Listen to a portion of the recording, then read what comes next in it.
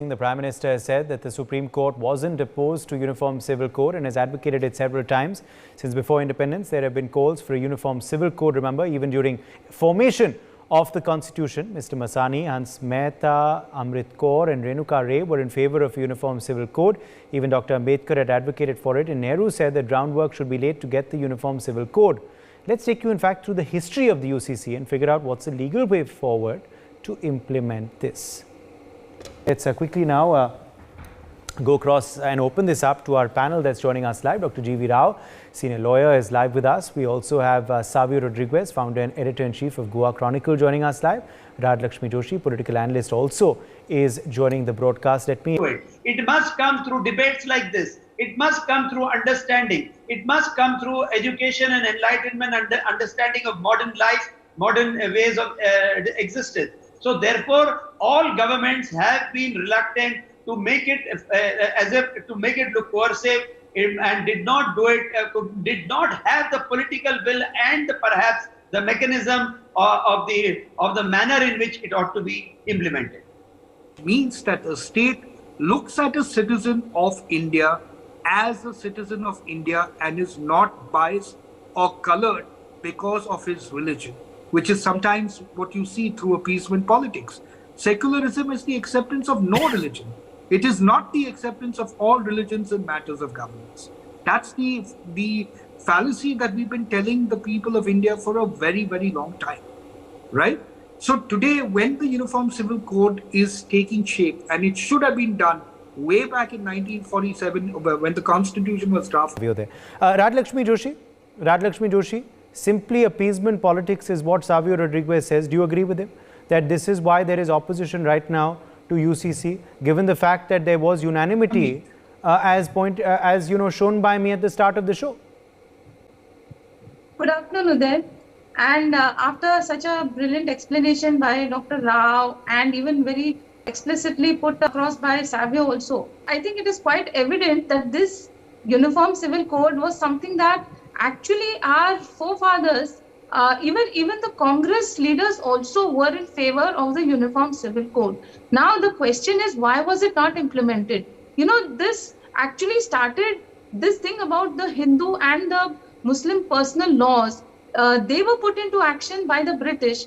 And very frankly, they were always into this divide and rule policy. So they did not want to have something uniform for everybody, but they always were playing into this thing of these are Muslims and these are Hindus and they are separate and they are different. So that is how they kept playing into that.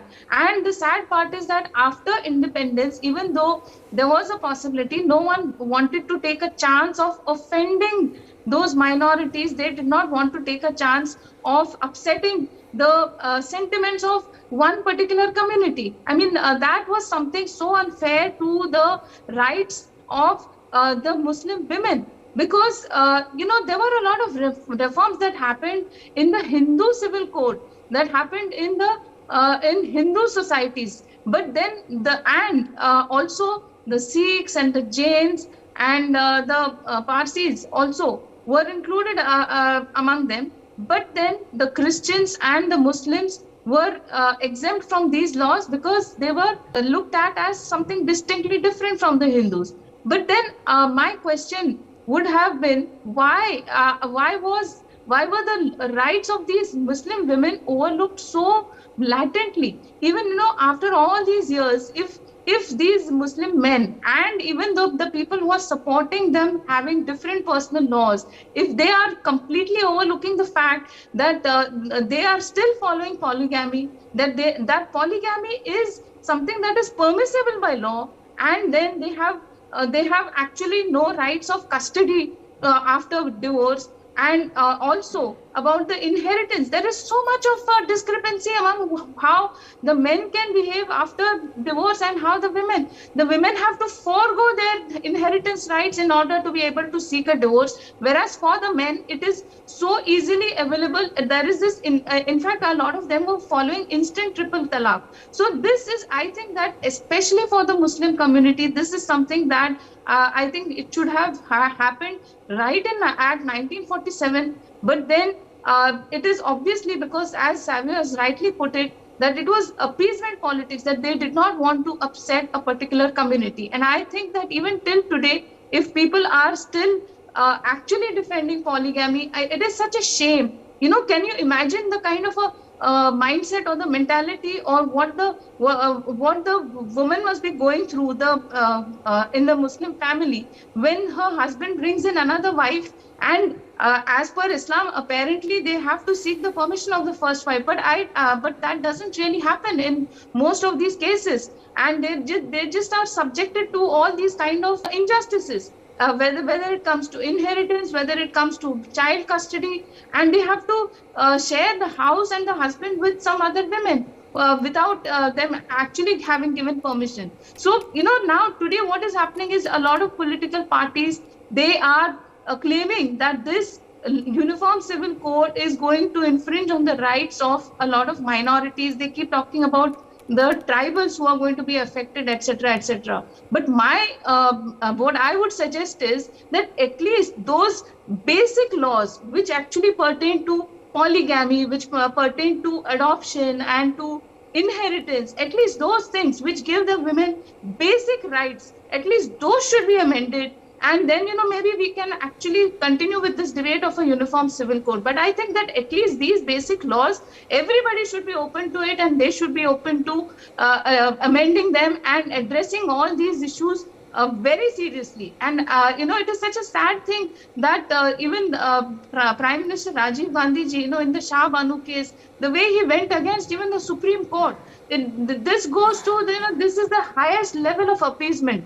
So, Uday, this thing against the Uniform Civil Code is nothing but appeasement. And I think that the Uniform Civil Code, or at least some sections of it, should be amended immediately. Okay. Appeasement is the only reason why there is opposition now. As well, BJP believes that every time there's an election, if you keep dangling the start of UCC, you will probably get some votes.